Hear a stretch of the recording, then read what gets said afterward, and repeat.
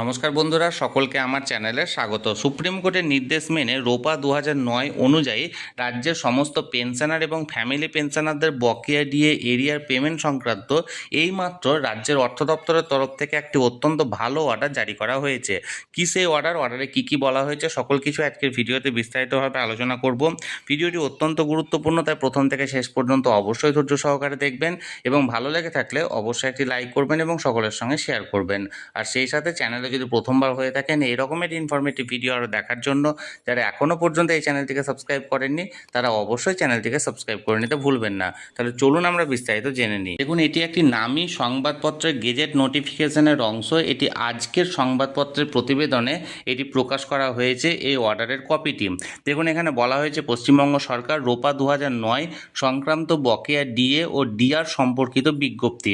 দেখুন কি বলা হয়েছে, এত দ্বারা সংশ্লিষ্ট সকল সরকারি কর্মচারী, পেনশন ও ফ্যামিলি পেনশন প্রাপকদের অবগতির জন্য জানানো যাচ্ছে যে কি দেখুন, নাম্বার 1, যে সকল রাজ্য সরকারি পেনশন প্রাপক বা ফ্যামিলি পেনশন প্রাপক 1/4/2008 থেকে 31/12/2019 সময়কাল পর্যন্ত পেনশন প্রাপক ছিলেন কিন্তু বর্তমানে মৃত্যুর কারণে পেনশন বন্ধ হয়ে গেছে, তাদের মনোনীত ব্যক্তিগণ অর্থাৎ নমিনি বা বৈধ উত্তরাধিকারীগণ অর্থাৎ লিগ্যাল ইয়ার্স উক্ত সময়ের বকেয়া ডিআরনেস রিলিফ বা ডিআর পাওয়ার যোগ্য বলে বিবেচিত হবেন।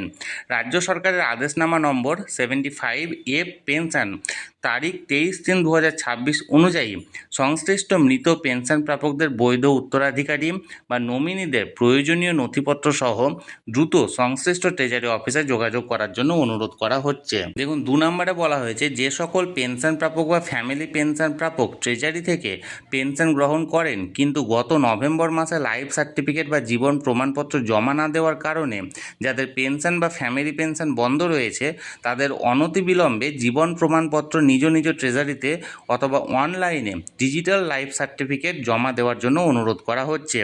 এ বিষয়ে প্রয়োজনীয় সহায়তা পেতে সরকারি হেল্প নাম্বার যেটা দেওয়া হয়েছে দেখুন সেখানে যোগাযোগ করার জন্য অনুরোধ করা হচ্ছে। নাম্বার 3 দেখুন, যে সকল পেনশন প্রাপক বা ফ্যামিলি পেনশন প্রাপক ট্রেজারি থেকে পেনশন গ্রহণ করতেন কিন্তু এখন কলকাতা এলাকা বা অন্য রাজ্য বা অন্য দেশে পেনশনকে স্থানান্তরিত করেছেন তারা বা তাদের কোনো আইনসম্মত উত্তরাধিকারী বা নিকট আত্মীয় বকেয়া ডিআর প্রাপ্তির প্রয়োজনীয় কাজ সম্পন্ন করতে ট্রেজারি বা হেল্পলাইনে যোগাযোগ করলে উপযুক্ত সহায়তা দেওয়া হবে।